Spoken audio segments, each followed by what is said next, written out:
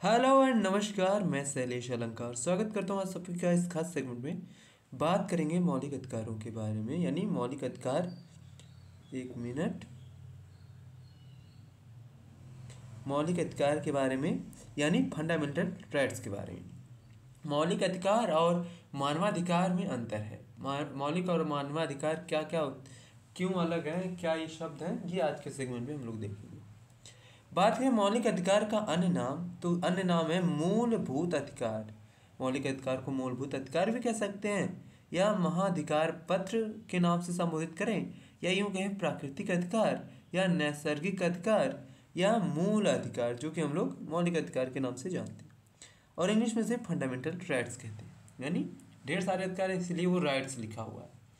देखिए, मानवाधिकार का मतलब ये है कि मानव होने के नाते किसी भी मनुष्य को, है ना, इस धरती पे जो भी मनुष्य हैं, मानव होने के नाते जो उनको अधिकार मिला है वो मानवाधिकार है ना। और मानवाधिकार पे नियम कब बना ये भी आगे के सेगमेंट पे देखेंगे। जबकि वहीं अगर बात करें मौलिक अधिकार, तो मौलिक अधिकार किसी भी देश के नागरिकों को उस देश के संविधान द्वारा या उस देश की सरकार द्वारा कुछ विशेष अधिकार दिए जाते हैं, जिसे हम लोग मौलिक अधिकार या मूल अधिकार या फंडामेंटल राइट्स कह सकते हैं, जो जीवन जीने के लिए, सम्मान पूर्वक जीवन जीने के लिए ज़रूरी होता है। ठीक है, चलिए आगे बढ़ते हैं आज के सेगमेंट पे। कह रहा है मूल अधिकार का विकास सबसे पहले लिखित रूप में 1215 ईस्वी में ब्रिटेन में हुआ। यानी ब्रिटेन वालों ने ही हमें गुलाम बनाया और खुद के देश में कह सकते हैं महाधिकार या फिर कह सकते हैं मौलिक अधिकार जैसी बातें सामने आती हैं उन्हीं के देश से। इसमें क्या किया गया 1215 ईस्वी में, मूल अधिकार लिखित रूप में कह सकते हैं प्रचलन में आया। इसमें क्या हुआ, जिसमें सर राजा जॉन, यानी वहाँ के जो किंग थे जॉन, उन्होंने इसकी घोषणा की थी, जिसमें मैग्ना कार्टा के नाम से जाना जाता है। ठीक है, यानी उन्होंने मैग्ना कार्टा एक घोषणा पत्र निकाला, जिसमें उनके राज्य में या उनके देश में जो लोग थे उनके लिए क्या क्या विशेष प्रावधान किए गए हैं, उस प्रकार की चीज़ों को मैग्ना कार्टा, जिसे हम लोग मौलिक अधिकार के नाम से भी समझ सकते हैं। ठीक है, आगे देखते हैं। इन्होंने प्रथम लिखित दस्तावेज पेश किया, जिसे विश्व भर में मूल अधिकार के नाम से जाना जाने लगा। यानी ये जो मैग्ना कार्टा है, उन्होंने घोषणा पत्र निकाला और इसे कह सकते हैं मूल अधिकार या फिर फंडामेंटल राइट्स या फिर इस प्रकार के नामों से पूरे विश्व भर में चर्चा होने लगी, प्रचलन में आने लगी। कहने का मतलब ये, सर जॉन एक ब्रिटिश शासक थे, यानी एक राजा थे कह सकते हैं। आगे देखेंगे।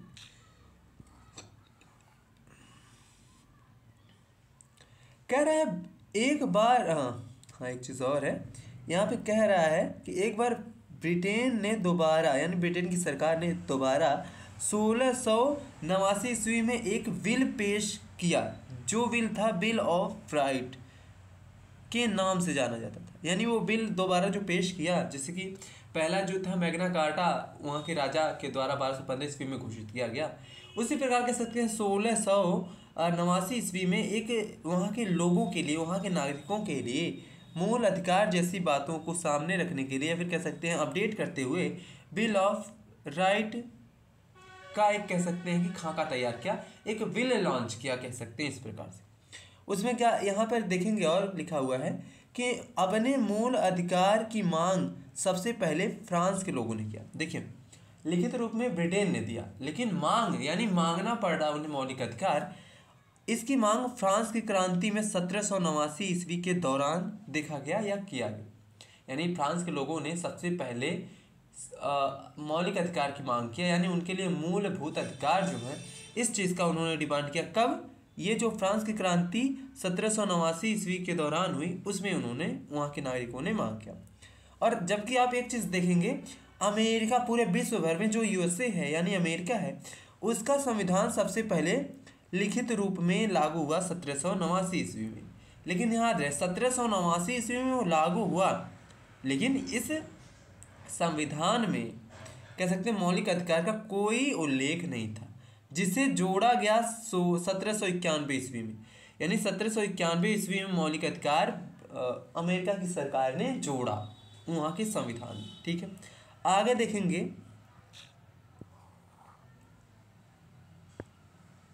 कह रहा ध्यान दें, क्या ध्यान देने की बात है, वही जो मैंने शुरुआत में ही बताया। मानवाधिकार यानी ह्यूमन राइट्स की बात करता है। मानव होने के नाते जो एक मनुष्य को इस धरती पर स्वतः अधिकार मिल जाता है उसे मानवाधिकार कहा जाता है। फिर चाहे वह मनुष्य किसी भी देश का या समुदाय का या धर्म का, लिंग का हो, उसे मानवाधिकार हर देश में प्रदान किया जाएगा। यानी मानवाधिकार का मतलब ये है, एक मानव होने के नाते जो आपको मिलना चाहिए, जैसे ऑक्सीजन लेने, सांस लेने की अधिकार मानव है, ऑब्वियस सी बात है, प्रकृति ने दिया है। पानी पीना, खाना खाना, ये अधिकार है आपका, मानवाधिकार है, जिसे कह सकते हैं प्रकृति ने आपको सौंपा हुआ है। ठीक है, इस प्रकार से ये मानवाधिकार है। जैसे यहाँ पर दिया है, भोजन करने, सांस लेने, पानी पीने और शरीर ढकने का अधिकार मानवाधिकार के अंदर आता है। इस प्रकार की चीज़ें ये है मानवाधिकार। जैसे नोट, यहाँ पर क्या लिखा गया है, मानवाधिकार पहले भी था 1948 के पहले, लेकिन उतना उस पर अधिकारों की बात कोई किया नहीं जाता था। तो यहाँ पर लिखा है नोट, मानवाधिकार की निगरानी यूएनओ यानी यूनाइटेड नेशन ऑर्गेनाइजेशन रखता है। इसका स्थापना वर्ष 1948 10 दिसंबर को हुआ था। यानी 10 दिसंबर 1948 को पूर्ण रूप से पूरे विश्व भर में कोई भी अगर मानव है तो उसे मानवाधिकार मिलना चाहिए। अगर किसी ने इस बात का कह सकते हैं जिक्र किया है, यूएनओ में जाके इस बात का जिक्र किया कि हम उस देश में गए थे, इससे हमारे साथ दुर्व्यवहार हुआ, एक मानव होने के नाते हमें सांस लेने पे पाबंदियाँ थी, हमें बोलने पे या कह सकते कुछ खाने पे, पानी पीने पे पाबंदियाँ थी, ऐसा ऐसा हमारे साथ दुर्व्यवहार हुआ, तो हो सकता है उस पर यूएनओ की जो शासन प्रणाली है, यूएनओ का जो संचालन प्रणाली है, उस पर एक्शन वो उठा सकता है। ठीक, आगे देखिए।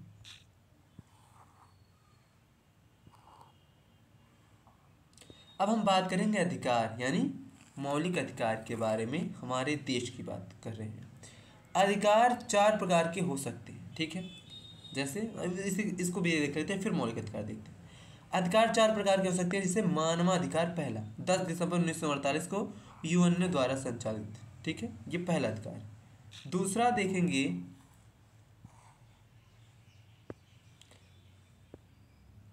दूसरा कह रहा है मौलिक अधिकार यानी फंडामेंटल राइट्स, जो अनुच्छेद 12 से लेकर 35 तक हमारे संविधान में वर्णित है। तीसरा है विधिक अधिकार यानी विधिक अधिकार माने लीगल राइट्स, कानून निर्माण करके मिलता है। यानी देश की जो संसद है, देश का जो विधानमंडल है, राज्य का जो विधानमंडल है, वो कानून बनाती है और देश की जनता को सौंपती है। चौथा संवैधानिक अधिकार, जिसे कॉन्स्टिट्यूशनल राइट कहते हैं, 1 से लेकर 395 तक जो है संवैधानिक अधिकार। ठीक है, आइए देखते हैं हम अपने भारतीय संविधान के मौलिक अधिकारों को।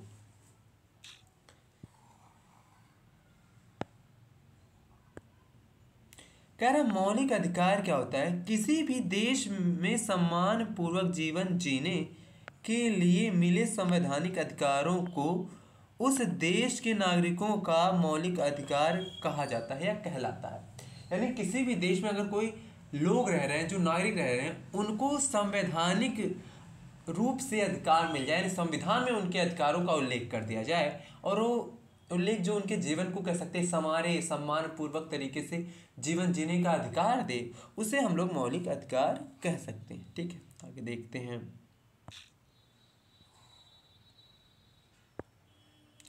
कह रहा मौलिक अधिकार भारतीय संविधान में वर्तमान में 6 प्रकार के हैं। ठीक है, यानी भारतीय संविधान में वर्तमान में कितने प्रकार के हैं, 6 प्रकार के। लेकिन यहीं पर एक बार और आप ध्यान देखेंगे, 44वां संविधान संशोधन 1978। ठीक है, 44वां संविधान संशोधन 1978 से पहले भारत के संविधान में, भारतीय संविधान में कुल 7 प्रकार के मौलिक अधिकार थे। लेकिन 44वां संविधान संशोधन 1978 के बाद एक मौलिक अधिकार है, जिसे संपत्ति का अधिकार भाग 6 कहा जाता था, माफ करें, प्रकार 6 कहा जाता था, जिसे संपत्ति का अधिकार आर्टिकल 31 की बात करें तो उसे स्थानांतरित करके कह सकते हैं विधिक अधिकार की श्रेणी में डाल दिया गया। यहाँ पे लिखा हुआ है संपत्ति का अधिकार आर्टिकल 31 अब विधिक अधिकार में शामिल हो चुका है आर्टिकल 300A में। इस बात को आप ध्यान में रखेंगे। अब वो 6 प्रकार कौन कौन से हैं, इसको देख लेते हैं। यानी जो 6 प्रकार बचे हैं उसको देख लेते हैं। जैसा पहला जो अधिकार है समता का अधिकार, यानी राइट टू इक्वलिटी, आर्टिकल 14 से 18 तक की बात करता है समता का अधिकार।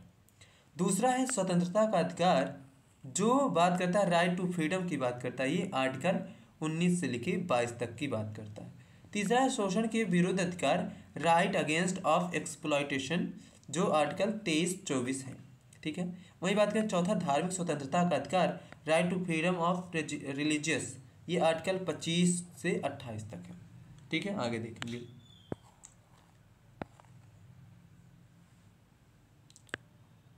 वहीं अगर बात करें पांचवा जो है सांस्कृतिक एवं शिक्षा संबंधी अधिकार, कहने का मतलब है जो अल्पसंख्यक वर्ग हैं और बाकी चीज़ें हैं उनकी कह सकते हैं, कुछ कल्चर है, कुछ कह सकते हैं जो जनजातीय क्षेत्रों में थारू बद्दू इस प्रकार के लोग रहते हैं, जनजातीय लोग रहते हैं, उनके भी कुछ विशेष अधिकार हैं। इस प्रकार की चीज़ें मौलिक अधिकार में ही शामिल है। इसमें क्या किया गया है, right to culture and education relation की बात करता है।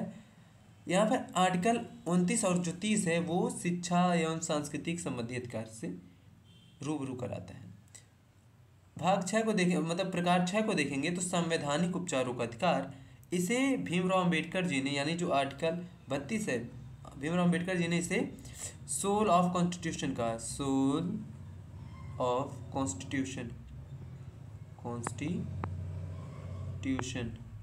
कहा, किसने कहा है, भीमराव अंबेडकर जी ने। ठीक है, आर्टिकल 32, इसमें क्या है, जितने भी मौलिक अधिकार हैं, अगर आपके मौलिक अधिकार का हनन हो रहा है तो इसके तहत हम लोग सुप्रीम कोर्ट जा सकते हैं। अभी एक एक करके बारी बारी हम लोग पढ़ेंगे। चलिए आगे देखते हैं। हाँ, यहाँ पर कह रहा है कि प्रतिबंध, आर्टिकल जो देखेंगे भाग 3 है, भाग, ये भाग है, भाग 3 मौलिक अधिकार फंडामेंटल जो राइट्स है, इसका जो आर्टिकल है आप देखेंगे, आर्टिकल जो है ये 12 से लेके 35 तक है। तो यहाँ 12 और 13 के बारे में हम लोग जानेंगे और लास्ट में ऐसे हम लोग कह सकते हैं 33, 34 और 35 को भी जानेंगे। ठीक है, इस बात को आप ध्यान में रखें। हाँ, जैसे 33, 34 में क्या कहा गया है, ये मौलिक अधिकार के दर्जे में आते हैं, लेकिन आपको क्या क्या नहीं करना है, यानी एक इंसान है जो आपको अधिकार मिले हैं, उस अधिकार की वजह से किसी का और अधिकार कह सकते हैं कि खतरे में ना पड़े, किसी को और आपके मौलिक अधिकार मिले हैं तो दूसरों को भी तो मिले हैं मौलिक अधिकार, यानी आपको क्या क्या नहीं करना है जिससे दूसरे लोग प्रभावित हों, उस पर प्रतिबंध की बात करता है। और जो मौलिक अधिकार पे कानून बनाने की बात करता है वो संसद करेगी, और ये आर्टिकल 35 यानी क्या अधिकार बनाएगी संसद, इस बात का भी उल्लेख 1935 में, माफ करें, आर्टिकल 35 में है। अब हम लोग पढ़ेंगे पहला कौन सा है, पहला जो है वो है समता का अधिकार, समता का अधिकार है ना। अब इसके अंदर हम लोग पढ़ेंगे आर्टिकल, अच्छा ये तो 14 से स्टार्ट होता है, 14 से लेके 18 तक। खैर अभी तो 12 और 13 देख लेते हैं, उसके बाद देखते हैं समता का। आप देखेंगे 12 क्या करता है, अनुच्छेद 12 कह रहा है राज्य की परिभाषा, क्या कह रहा है, राज्य की परिभाषा। राज्य की परिभाषा होती क्या है, भारतीय संसद, राज्य का विधानमंडल या स्थानीय प्राधिकरण और अन्य प्राधिकरण द्वारा कोई कानून या प्रावधान ऐसा नहीं बनाई जाएगी जिससे मौलिक अधिकार का उल्लंघन हो। यानी राज्य की बात करें, राज्य का मतलब ये नहीं किसी देश, किसी प्रदेश, राज्य का मतलब वो सभी स्ट्रक्चर, वो सभी ढांचे उसके अंतर्गत आएंगे जिसके माध्यम से कह सकते हैं कि जनता पे शासन किया जाता है। जैसे गांव के स्तर पे देखा जाएगा तो वहाँ पे ग्राम प्रधान होते हैं, नगरों में देखेंगे नगर के स्तर पे नगर पालिका या नगर पंचायत, या फिर कह सकते हैं कि इस प्रकार के, तो वहाँ पर चेयरमैन होते हैं, महापौर होते हैं, मेयर होते हैं, इस प्रकार की चीज़ें हैं। राज्य के स्तर पे देखेंगे तो विधायक हो गए, मुख्यमंत्री हो गए, इस प्रकार का हो गया, यानी ऐसे स्ट्रक्चर बना हुआ है। आप देश के स्तर पे देखेंगे तो संसद भवन हो गया, संसद में जो लोकसभा राज्यसभा हो गया, उनके द्वारा मुख्यमंत्री, उनके द्वारा प्रधानमंत्री और बाकी अन्य चीज़ें, तो ये सब क्या है, ये राज्य के हिस्से हैं। और ये राज्य के हिस्से, राज्य का मतलब ये वह निकाय या वह प्राधिकरण जिसके द्वारा जनता पे शासन किया जाए, वही राज्य है। ठीक है, इस बात का ध्यान में रखेंगे। और ये कह रहा है कि राज्य द्वारा कोई ऐसा कानून नहीं बनाया जाएगा जिससे किसी का मौलिक अधिकार प्रभावित है। यानी नगर पालिका वाले ऐसा कोई कानून नहीं बनाएंगे जिससे लोगों को पानी पीने में या फिर लोगों को पानी मुहैया कराने में असुविधा हो। गांव में ऐसा कुछ ऐसा नियम या कोई ऐसा प्रावधान नहीं लागू करेंगे जिससे गांव के लोगों को असहजता महसूस हो या असहूलियत। वैसे गांव के प्रधान को उतना कोई तवज्जो देता नहीं है, तो इस प्रकार की चीज़ें हैं। या देश की सरकार ऐसा कोई कानून नहीं बनाएगी कि लोगों पे ऐसा लगे कि उनके अधिकार का हनन हो रहा है। ठीक है, आगे देखेंगे अनुच्छेद 13 क्या कहता है। अनुच्छेद 13 कह रहा है विधि की परिभाषा। मान लीजिए यदि कोई कानून ऐसा बना दिया जाए जिससे मौलिक अधिकार का उल्लंघन होता, तो ऐसी स्थिति में अनुच्छेद 13 के अनुसार वह कानून रद्द या शून्य हो सकता है। यानी अगर कानून ऐसा कोई बना भी दे रहा है सरकार, तो आर्टिकल 13 के तहत वो कानून शून्य माना जाएगा। सुप्रीम कोर्ट यही कहता है। ये कौन कहता है? सुप्रीम कोर्ट कहता है कि अगर ऐसा बन गया तो वो जो कानून है वो शून्य होगा, क्योंकि लोगों की सहूलियत के लिए कानून बनाए जाते हैं, ना कि लोगों के कह सकते हैं कि असहजता या असहूलियत के लिए। आगे देखेंगे। अब हम लोग भाग 1 देखेंगे, समता का अधिकार। ठीक है, जिसके अंदर 14 से 18 तक पढ़ेंगे। तो कह रहा है भाग 14 अनुच्छेद 14 क्या कह रहा है? विधि के समक्ष समता और संरक्षण, यानी जो कानून है उसके सामने संरक्षण और समानता की बात करता है। इसमें देखेंगे कह रहा है विधि के सामने सभी छोटी बड़ी हर कोई एक समान है। यानी चाहे वो छोटे कद का व्यक्ति हो, बड़े कद का व्यक्ति हो, संपन्न खानदान का व्यक्ति हो, कह सकते हैं गरीब खानदान का व्यक्ति हो, लंबा हो मोटा हो, सब किस लिए कह सकते हैं एक समान तरीके से कानून संरक्षण प्राप्त है। यानी सभी को संरक्षण मिलेगा। जिस प्रकार से किसी को बचाया जा रहा है, किसी महान इंसान को, किसी बड़े किसी उद्योगपति को जो सुरक्षा मुहैया कराई जा रही, वही आपको भी मुहैया कराई जाएगी। जिस प्रकार का प्रोसेस उनके लिए उसी प्रकार का प्रोसेस आपके लिए है। इस प्रकार की चीज़ें। कानून संरक्षण प्रदान करते समय भेदभाव नहीं किया जाएगा। यानी आप कहेंगे सर मुझ पर खतरा है, तो आपकी सुरक्षा के लिए वही कह सकते हैं वही सिक्योरिटी प्रदान की जाएगी जो किसी बड़े व्यक्ति। अब ऐसा नहीं कि आपको राष्ट्रपति के लेवल का सुरक्षा प्रदान किया जाए, प्रधानमंत्री के लेवल का सुरक्षा प्रदान किया जाए, ऐसा नहीं है। जो आम आदमी के लिए, वो आम नहीं है, वो खास है। आगे देखेंगे। जैसे यहाँ पर कह रहा है लेकिन इसके कुछ अपवाद भी हैं। जैसे राष्ट्रपति और राज्यपाल के विरुद्ध आपराधिक मुकदमा दर्ज नहीं हो सकता जब तक वे अपने पद पे हैं। यानी अगर वर्तमान में कोई राष्ट्रपति या प्रधानमंत्री या राज्यपाल या उपराष्ट्रपति अपने पद पर है, तो उनके खिलाफ कह सकते हैं आपराधिक मुकदमा नहीं दर्ज होगा। दर्ज कब होगा? जब वो अपने पद से हट जाएंगे। इस तरह के भेद को युक्ति भेद, ठीक है, युक्ति भेद भाव या संरक्षणवाद भेद कहा जाता है। यानी संरक्षणवाद भेद कहा जा सकता है। लेकिन सिविल मामले में मुकदमा किया जा सकता है, क्रिमिनल मामले में मुकदमा नहीं किया जा सकता। जैसे कोई आरोप लगाए राष्ट्रपति जी पर कि इन्होंने हत्या कर दिया इनका, या उपराष्ट्रपति पर कोई आरोप लगाया कि इन्होंने किसी का